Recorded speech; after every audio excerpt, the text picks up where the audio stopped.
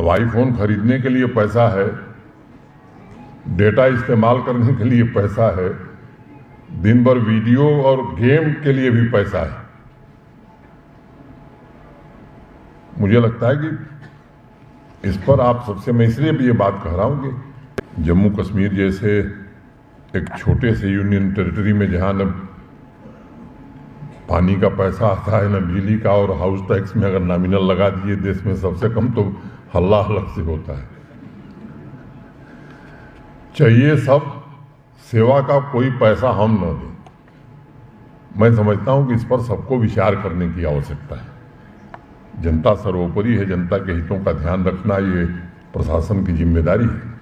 लेकिन जो सक्षम लोग हैं अगर वो सेवाओं के लिए शुल्क नहीं देंगे, अब आईफोन खरीदने के लिए पैसा है, डेटा इस्तेमाल करने के लिए पैसा है, दिन भर वीडियो और गेम के लिए भी पैसा है।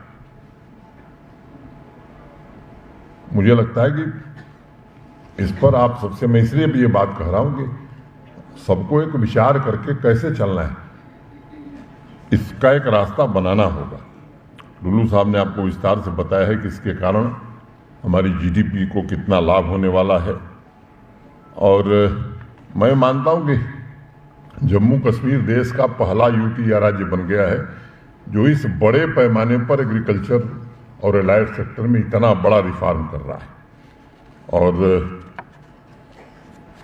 वाइस चांसलर साहब ने बताया 21 तारीख को कोशिश हो रही है कि हमारे जो इंस्टीट्यूशंस हैं वो भी अब इंटरनेशनल स्टैंडर्ड के हो जाएं, चाहे वो इसकास्ट कश्मीर हो, इसकास्ट जम्मू हो या बाकी हमारी यूनिवर्सिटीज़ हो।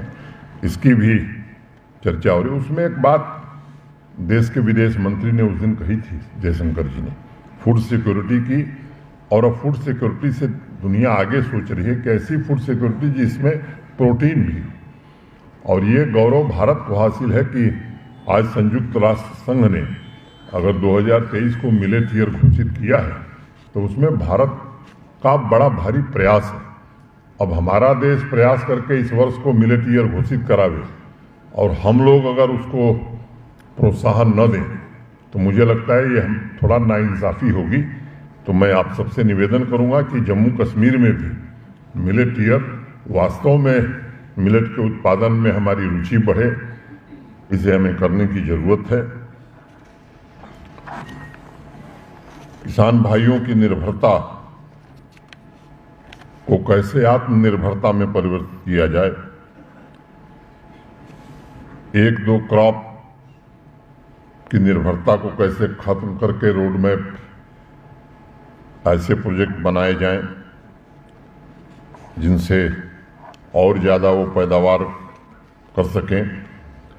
अभी कुछ दिन पहले बैंकों के प्रतिनिधियों के साथ आप में से अनेक लोग गवाह हैं, हम लोगों ने एक बैठक करी थी। तो जहां सरकार फंड का इन्फ्यूजन कर रही है वहीं बैंकों से भी निरंतर हम संपर्क कर रहे हैं कि कृषि क्षेत्र और एलाइड सेक्टर को अधिक से अधिक क्रेडिट लिंकेज, जो नेशनल एवरेज है वो तो प्राप्त करना ही है, अभी उससे हम काफ़ी पीछे हैं। और उस दिन मैंने एक बात कही थी कि रीजन वाइज, डिस्ट्रिक्ट वाइज सबको अधिक से अधिक मिले, इसकी हम कोशिश कर रहे हैं। मैं फिर से आप सबको इस बात की बधाई देता हूं। और जो ग्रोथ रेट हमने लक्ष्य रखा है कि अभी 2% से हमको 11-11%, मैं मित्रों में कोई एग्रीकल्चरल साइंटिस्ट नहीं हूँ, लेकिन पता नहीं क्यों मुझे लगता है कि ये बड़ा कंजर्वेटिव अप्रोच इन लोगों ने रखा है। जो जीडीपी का कंट्रीब्यूशन है और जो ग्रोथ रेट है, अगर ईमानदारी से और सही में हमने इसको इम्प्लीमेंट कर लिया तो यकीन मानिए 12% के ऊपर ही हमारी एग्रीकल्चरल ग्रोथ होगी और कंट्रीब्यूशन भी बड़ा होगा।